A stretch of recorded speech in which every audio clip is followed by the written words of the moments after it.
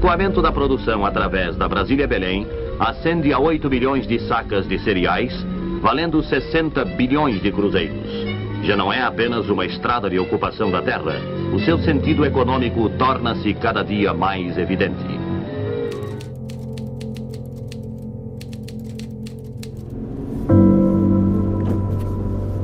Uma história não é lembrada somente quando contada na sala de aula, registrada em livros ou imagens audiovisuais, mas também quando eternizada no coração e na memória de seus protagonistas. Não se torna verdade absoluta somente quando recebe o título de honra ao mérito, e sim quando desbravadores de uma época que contribuíram para referendar a cultura e valores de uma sociedade decidem passá-la adiante.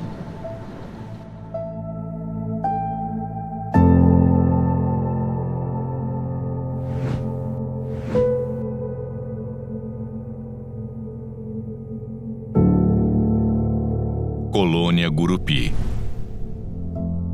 Açailândia na década de 60.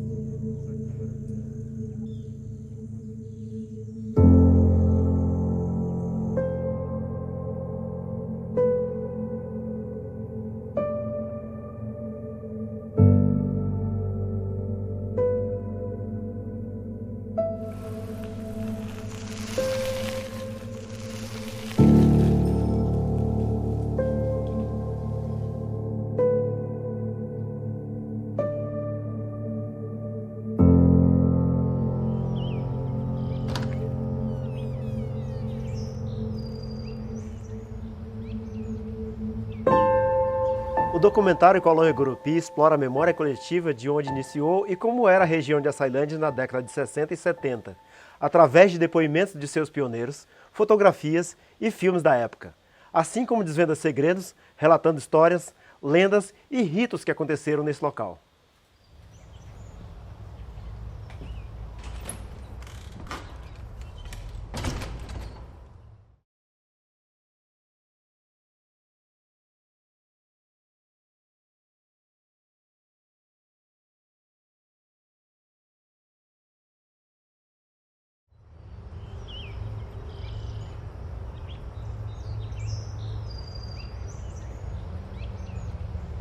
Em 65 anos depois, a gente está numa casa que foi construída naquela época, né? É uma casa do setor administrativo. E preservada, né? Que é mais interessante, né, cara? Preservada, sim. Eu acho que muita gente passa aí, aqui de Açailândia, deve saber o que foi a importância disso aqui para o início de Açailândia, dessa região aqui, sabe? Será que as pessoas sabem o que é a Colônia Gurupi? Qual foi a importância para essa região aqui? Será que sabe? O projeto Colônia, na verdade, foi um projeto, um tipo de assentamento da década de 60, né? Feito por um grupo de entidades religiosas, né? E tinha um projeto de desenvolver a região iniciou exatamente a partir da inauguração da BR-010, né? Da Belém-Brasília, né? No governo de Juscelino Kubitschek. Então, as pessoas realmente hoje, no contexto de hoje, não sabem como foi o início de Açailândia e região a partir do nosso projeto aqui da Colônia Gurupi, né? Sim, pois é, a gente que nasceu aqui. Eu nasci, você acho que já chegou aqui com 5 anos. Eu cheguei com 5 anos, em 68, a minha família foi uma das famílias beneficiadas com... O meu pai ganhou um lote, né? Dr. Ivo Mazal, administrador, representante da Confederação Evangélica, engenheiro agrônomo e diretor do Projeto Colônia. Veio para ser um dos administradores do projeto na década de 60, teve um papel fundamental nos projetos de agronomia da região e foi responsável por trazer pessoas importantes para o projeto, como Dona Maria Enfermeira, Galdino e família Irata. O Projeto Gurupi foi uma iniciativa da Missão Presbiteriana do Norte do Brasil no início da década de 1960 para beneficiar camponeses nordestinos sem terra ou com pouca terra, dentro da filosofia lançada por Celso Furtado, o criador da Sudene. Eles deram prioridade para pessoas que trabalharam na construção da Belém Brasília, né? O meu pai, inclusive, trabalhou na construção da Belém Brasília. Eram pessoas que roçavam, não eram... Era realmente um povo que tinha uma carência, né, cara?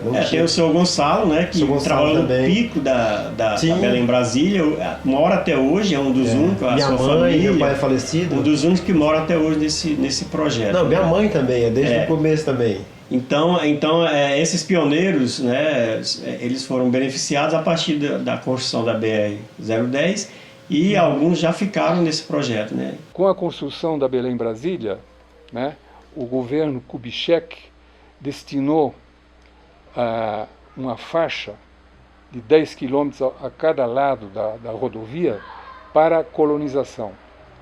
Então, todos aqueles peões que trabalharam na construção da estrada, da rodovia, eles tinham direito a um lote de terra, mas atrás desses 10 quilômetros, na nossa região lá do Maranhão e Pará, né, os grandes fazendeiros aí, grandes ou médios fazendeiros, e até às vezes nem tão grandes, que vieram principalmente da Bahia e de Minas Gerais, eles passaram a ocupar essa parte que estava vazia, né, ao longo da rodovia, né?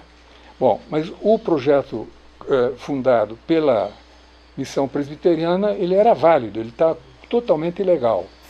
E quando eu cheguei lá, né, eu fui junto no governo Newton Bello, depois o governo Sarney, eu consegui a titulação dessa área.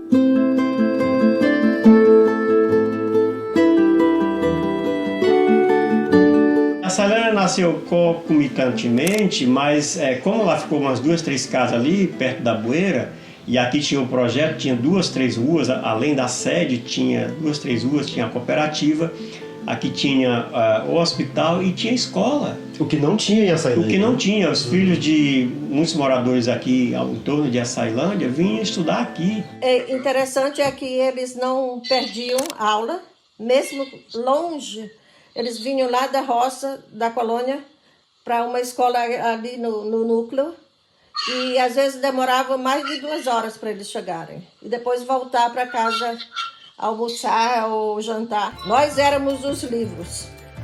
A gente só tinha um livro, guias, nós nos guiávamos pelo que nós tínhamos aprendido, porque nós nos dedicamos àquela escola assim como era o nosso bebê, que tinha nascido, e assim nós estávamos cuidando. Adorávamos nossos alunos, porque eles tinham um apetite de aprender.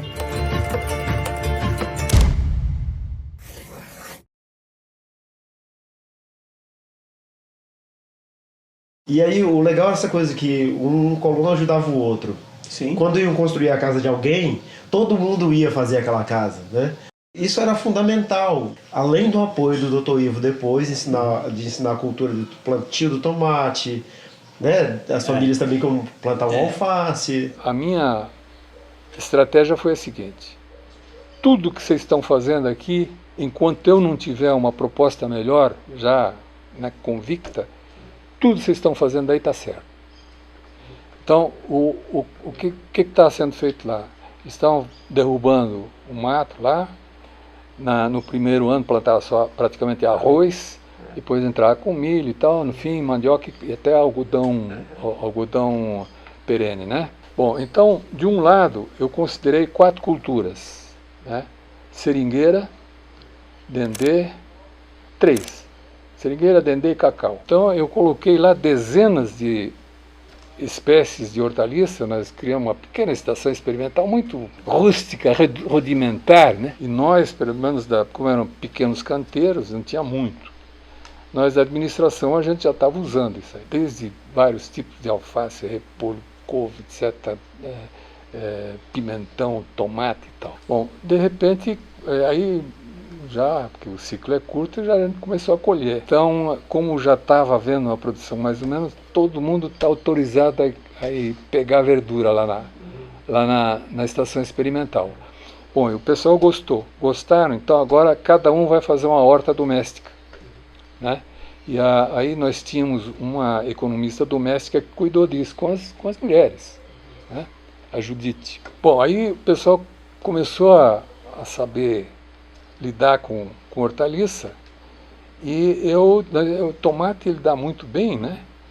Então tinha uma produção de tomate, eu comecei a vender tomate em Imperatriz, e de repente tinha uma produção mais ou menos, e então eu perguntei aos colonos se eles não queriam produzir isso aí comercialmente. O objetivo do Dr. Ivo era fazer com que as famílias plantassem e pudessem ao mesmo tempo consumir e ter uma renda dessa produção. O projeto, de repente, nós tínhamos uma grande produção. Aí a gente arrumou caixa e tal, e mandamos isso aí lá para Belém. E tinha um japonês lá que ficou encantado, porque eles dependiam do fornecimento pela Cotia de São Paulo. 3 dias de viagem pela Belém-Brasília, sacudindo. O projeto deu tão certo no período que os colonos produziam tanto para se manter, que depositavam, e daí foi exportada a produção de tomate, de arroz para fora do estado.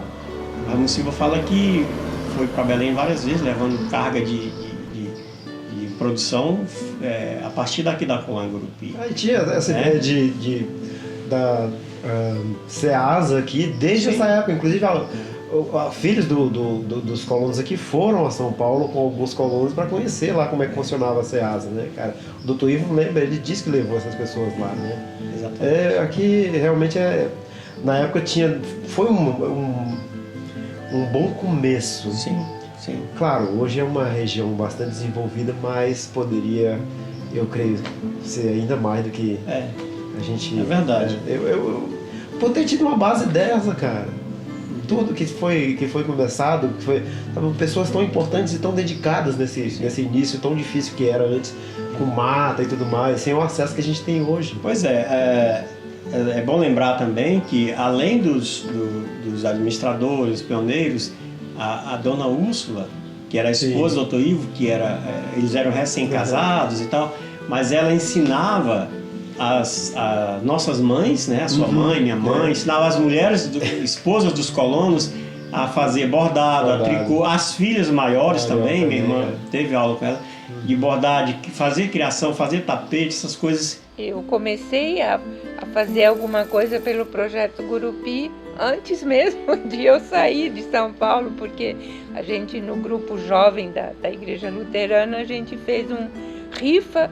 E essa rifa era para comprar uma máquina de costura, que as mulheres, a gente sabia que as mulheres no Projeto Gurupi, elas precisavam de uma máquina de costura para fazer elas mesmas as roupas e consertar as roupas. Então nós fizemos, isso foi minha primeira contribuição, não é?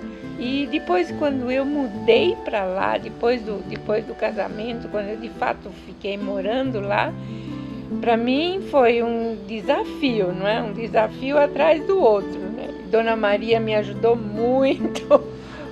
Eu vinha da cidade, não é? Trabalhava em escritório. Mas eu fui achando, era um desafio. Cada dia era uma coisa nova. Eu tirei a Úrsula da Mercedes, ela era secretária executiva do diretor de produção da Mercedes-Benz do Brasil, que era um general. Né? Quer dizer, eu roubei ela do general para levar lá para o mato. O meu pessoal, meus amigos diziam, para onde você vai? Mas você ficou louca. Tem cobra no meio da rua, tem gente... Índio. Não tem índio, você vai lá no meio, não tem luz, o quê? Não tem luz, não tem água, não tem supermercado, não tem nada. Frango não tem, tinha só frango para comprar em São Paulo. Eu nunca nunca me preocupava em o que acontecia com o frango antes dele vir para o supermercado, né? Então eu tive que aprender muita coisa básica, né? A gente tinha que ferver a água, depois esfriar a água, depois botar água no filtro e depois a gente podia tomar, não é? Com todos os desafios enfrentados, Dona Úrsula, esposa do Dr. Ivo, contribuiu muito trazendo a cultura da costura e bordado para a região, ensinando a todas as mulheres do Projeto Colônia. E eu estava com um projeto aí de montar uma usina de arroz dentro da colônia. Se tudo tá montadinho, quer dizer, projeto feito. Eu trouxe burros lá da Bahia e trouxe gado guzerá de Minas e naturalmente nós tínhamos 2 tratores lá também. A nossa cooperativa era a terceira melhor cooperativa do Maranhão, que é a mais organizada, a terceira mais, as outras eram grandes, né? Então, quer dizer, nós estávamos bem encaminhados, né? Inclusive compramos um terreno em Imperatriz, montamos um galpão lá, um outro em Açailândia mesmo.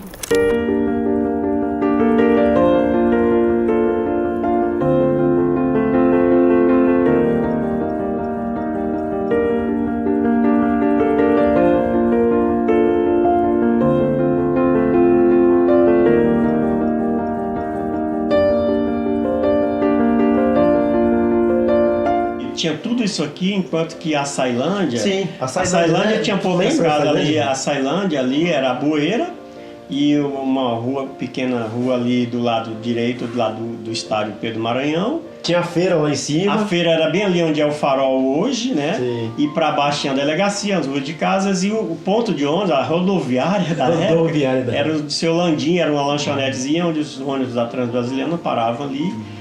E a Bueira era o lazer do povo. Tanto do pessoal da colônia, além de ter o lazer aqui, iam para lá, ou vice-versa, né? Mas a Açailândia dependeu muito mais da colônia em determinado período do que a colônia de lá. Inclusive, aqui na Açailândia, como tinha poucas casas começando, eles se mantinham lá também, não é? E ia daqui para lá. A Saúde, por exemplo, né? Saúde, a Mãe Maria aqui, cara, né? A Mãe Maria fazia todos os partos aqui da região, né? Foi a partir da abertura da BR-010 e era só mata. Aqui era só mata pré-amazônica. Tinha muita malária. A primeira árvore tombava. Um arraial de rios, uma floresta espessa, um mundo de sagas e mistérios. Um pesadelo cheio de duendes e ameaças.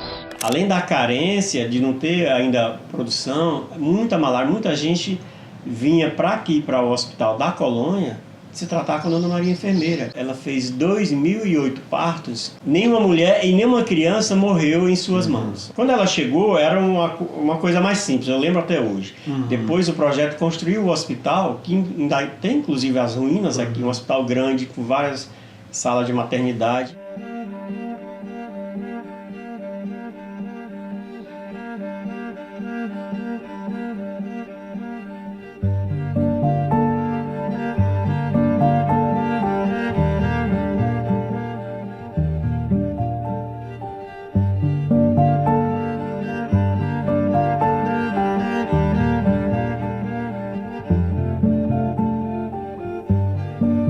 E ela atendia não só as 50 famílias, ela atendia gente de Açailândia, de Piquiá, do Cajuapara, Itinga, toda a região, né?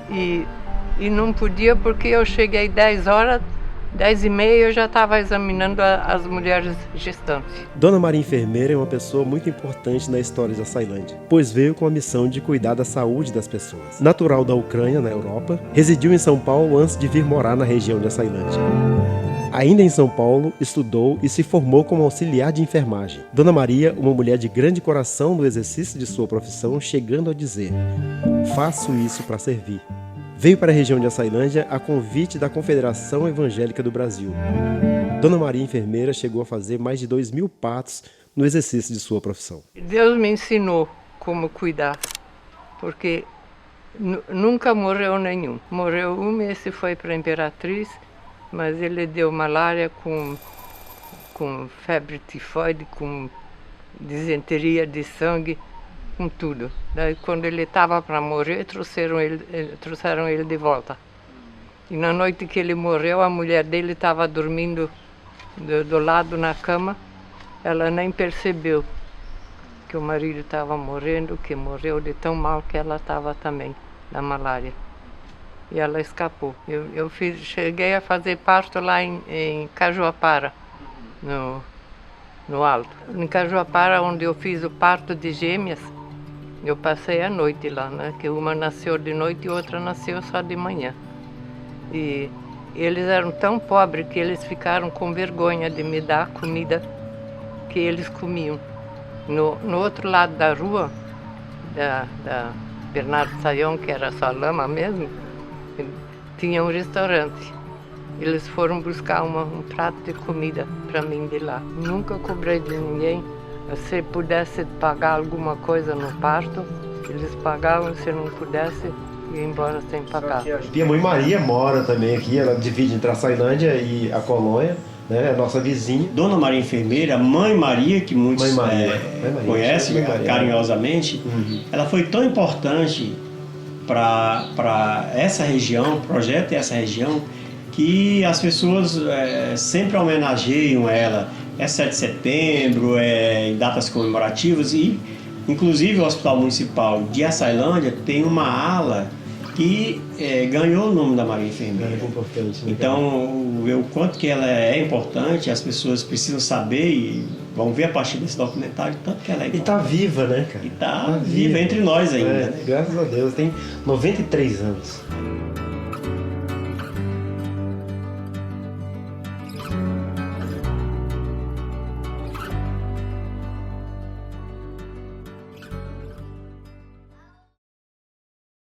Na verdade, a história dos Iratas, né, começou a partir do convite do Dr. Ivo, né, convidou o seu Irata, pai do Eduardo Irata, do Léo Irata, o Léo, para auxiliar nessa questão das técnicas de plantar tomate, a questão de hortifruti granjeiro aqui para a colônia Gurupi. E o Irata Filho é uma pessoa que dispensa comentário, né, deu a sua colaboração a partir do projeto Colônia Gurupi, mesmo tendo encerrado aqui essa questão, mas ele deixou também a sua marca no projeto e continua entre nós. Professor Eduardo Irata, paulista de Campos do Jordão, estudou geografia na USP. O pai, japonês de Hiroshima, conheceu a Açailândia em 1969, quando seu pai, agricultor, resolveu vir a trabalho para a região, atraído pelo projeto Belém Brasília e pelo projeto Gurupi. Eu fiz o vestibular em 69 na USP, Universidade de São Paulo, Geografia, mas eu concluí o meu curso universitário com licenciatura em Ciências Sociais, já aqui no Maranhão. Aqui em Açailândia, eu conheci a Açailândia em 69, quando meu pai e a minha mãe vieram de mudança de Santa Catarina, curitibanos, aqui para o Maranhão, para Açailândia, para a colônia Gurupi. Mas o regime militar naquela época começou a falar muito, fazer muita propaganda sobre o Amazonas. Valorizando áreas virgens e povoando os imensos vazios demográficos nos estados de Goiás, Maranhão e Pará. Por estas áreas já circulam cerca de 650 veículos por dia, sendo que nas safras o número de veículos atinge a 850. Pela primeira vez falaram na Transamazônia, no projeto da Transamazônia, e de trazerem 1 milhão de famílias nordestinas que estavam sofrendo com a seca por Amazonas. Meu pai ficou entusiasmado com toda aquela propaganda, né, com todo aquele falatório, e o pai resolveu vir aqui para o norte, conhecer o norte. Ele veio conhecer aqui, porque já se falava muito aqui no projeto Gurupi, se falava muito aqui nesse projeto, nessa ideia, né, do Conselho Mundial de Igrejas da Confederação Evangélica do Brasil, e o pai veio conhecer aqui. E segundo ele conversou com o Dr. Ivo, na época o Dr. Ivo era o diretor daqui, o administrador. Inclusive quando ele veio embora, numa caminhonete F350, né, eu vim com ele. Ele me pediu para mim vir com ele para ajudar a dirigir. A Belém Brasília naquela época não era asfaltada, era uma estrada ruim para danar, certo? Tinha muita costeleta. E eu fiquei impactado logo da primeira vez, eu e a minha mãe, porque realmente aqui era muito bonito, era muito bom. Quer dizer, a Açailândia não tinha movimento nenhum. A Açailândia era o sul orlandino, A dona Regina, a DNR, que hoje é o DENIT, né? Então lá tinha um acampamento da rodovia. E só isso. Eu me lembro que, por exemplo, mesmo entre os colonos, né? A gente começou a observar, né? A gente assim com um olhar mais de fora, né? A gente começou a observar que havia divisões muito sérias em relação a isso, né? Mas a confissão evangélica também era muito dividida entre si, né? Porque também tinha o Conselho Mundial de Igrejas, então ali eram dezenas de igrejas, né? E a maioria delas com correntes políticas. A gente também observava que nas lideranças, né? Aquelas que a gente pode classificar como mais progressistas, eles eram radicalmente a favor dos colonos dentro daquela concepção do projeto. Trazer 50 famílias, né? Essas 50 famílias seriam preparadas, né?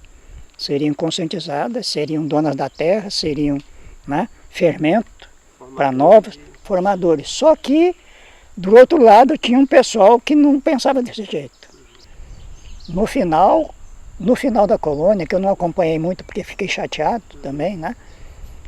Foi uma briga de foice no escuro, como se diz. Daí houve um conflito explícito com a cooperativa, né? Com a Canguru, né? Houve uma encrenca em relação aos equipamentos, né? Certo? Tinha muito equipamento, e equipamento muito bom. Houve encrencas em relação à oficina, né? Quer dizer, começou aquelas disputas, né? E no final das contas, para mim, por exemplo,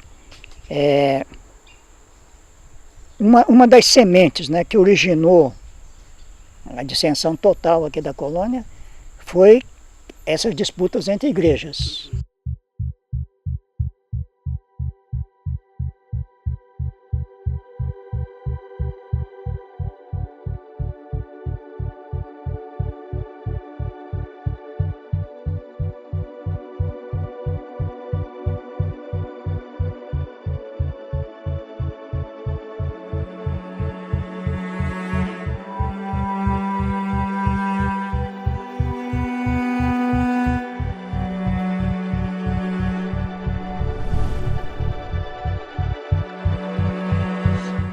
Dias de pés, trazendo alguma coisa na cabeça ou na mão para fazer almoço e janta para 20 pessoas almoçar e jantar e tomar café na estrada, no pezinho.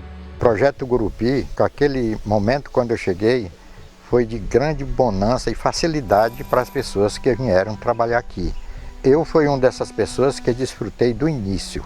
E como tinha grande prosperidade, não só eu, mas outras pessoas afluíram para cá da notícia que estava se expandindo da Cooperativa Agrícola Mista Gurupi. Eu cheguei na colônia sem nada. No dia que eu saí de lá, eu saí com a carroça, todo o ferramenta de trabalhar dentro daquela carroça. Saí com 30 gado mestiço, eu tinha vaca de 10 litros de leite e com 100 mil no bolso. Muita coisa boa que a gente teve. Da própria escola, né, a forma como a gente trabalhava com aqueles alunos, que realmente não tem nada a ver com os métodos de hoje, didática de hoje. Se bem que, apesar de que hoje está tão moderno, mas algumas coisas eu preferia daquela época. A gente aprendia tricô, bordado, fazer doce de tomate, né, a produção. Papai produzia tinha muitas linhas de tomate. Então a gente levava tomate, aprendia a fazer geleia. Fazia roça, nós relava, a macaxeira fazia farinha, fazia tudo. De macaxeira. Porque naquele tempo a gente tinha os reuniões da senhora. Fazia reunião de dia em dia, nós fazíamos reunião. Com a mulher do doutor Ivo. Com a dona Ursa e dona Maria, enfermeira. Esse local aqui a gente guarda muito na memória. Na verdade, aqui era a entrada do projeto Colônia Gurupi. A placa, que tem a plaquinha na entrada Colônia Gurupi, era exatamente nesse local, né? E com o tempo, com a vinda do asfalto da BR-010, esse local deixou de ser a entrada e foi afastado um pouco mais a cerca de 500 metros.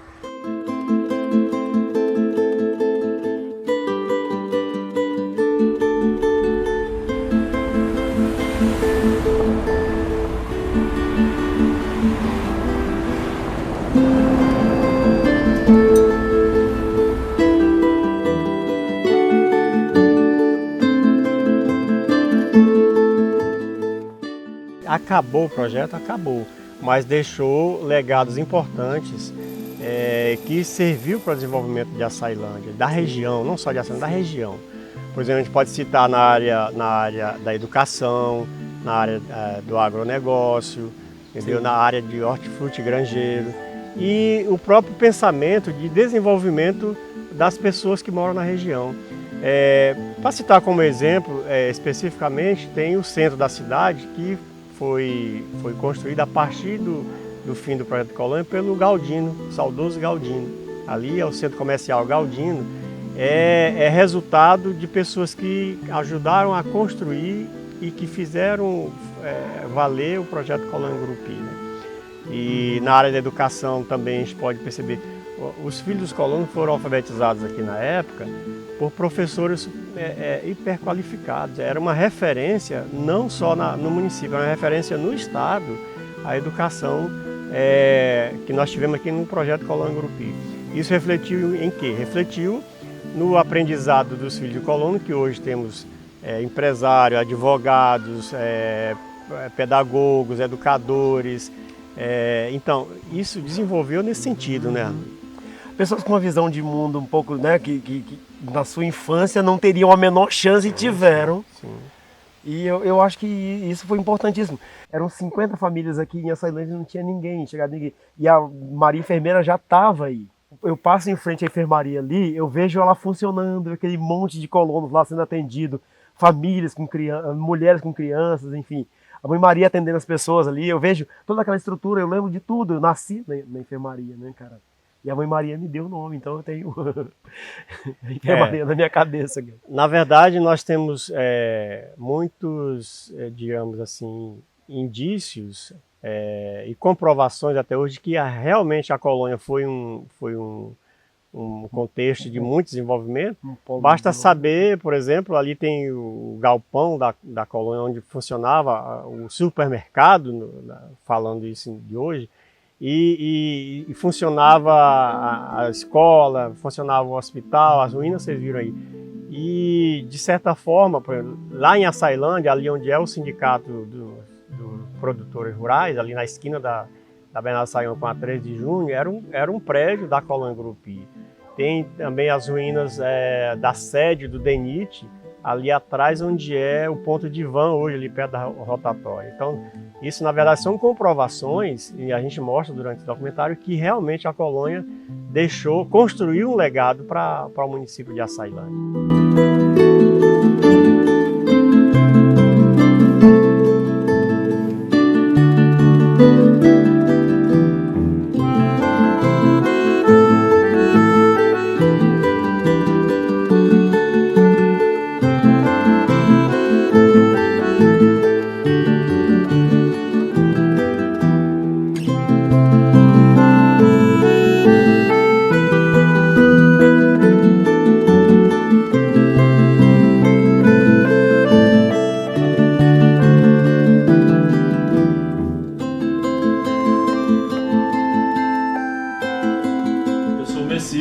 Sou filho do colono Valdivino.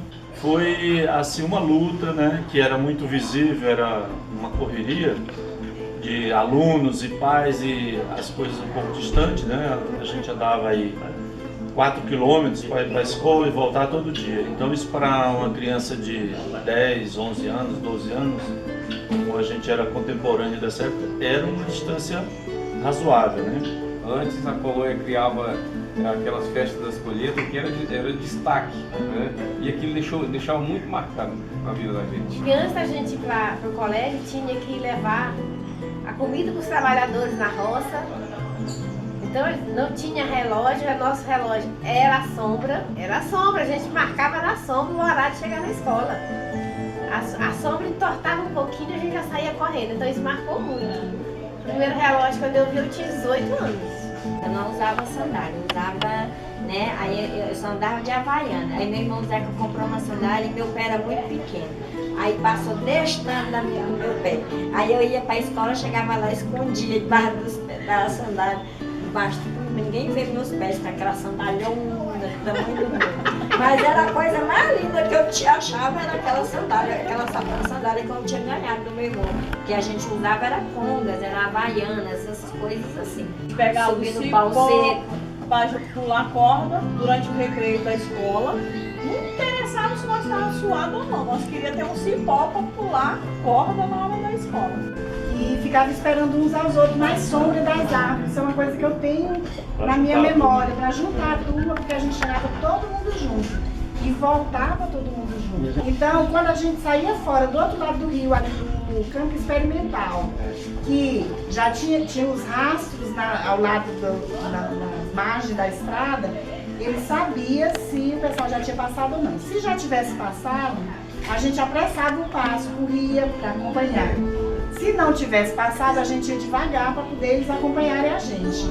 Todas as turmas reunidas, a gente passava a trabalhar essa parte literária e a gente tinha poesias decoradas de Olegário Mariano, aquela Meu Brasil fantástica, tinha de Castro Alves, de Vicente de Carvalho. Então o primeiro contato que a gente teve com essas poesias no mundo da literatura foi nessa escola. E como a Ivone estava falando, assim, eu considero que aquela escola, naquela época, no meio da selva, como a gente vivia, tudo em torno da gente era floresta, mas nós tínhamos uma escola de altíssimo nível. Nós tivemos uma escola que proporcionou para nós uma visão futurista da educação.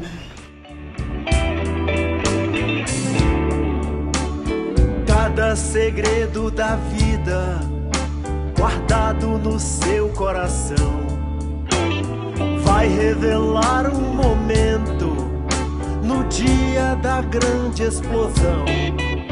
A morte no espaço-tempo vai te ampliar a visão. Big Bang ou criação.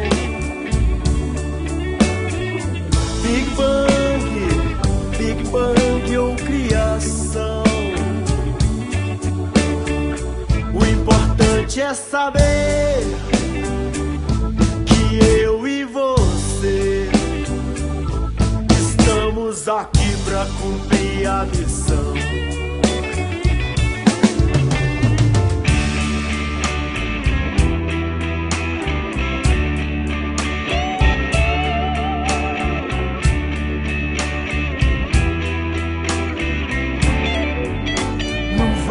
Escuro da alma, perdido numa vastidão, um doce veneno acalma a minha insatisfação de ter que enterrar o meu corpo nesse pedaço de chão.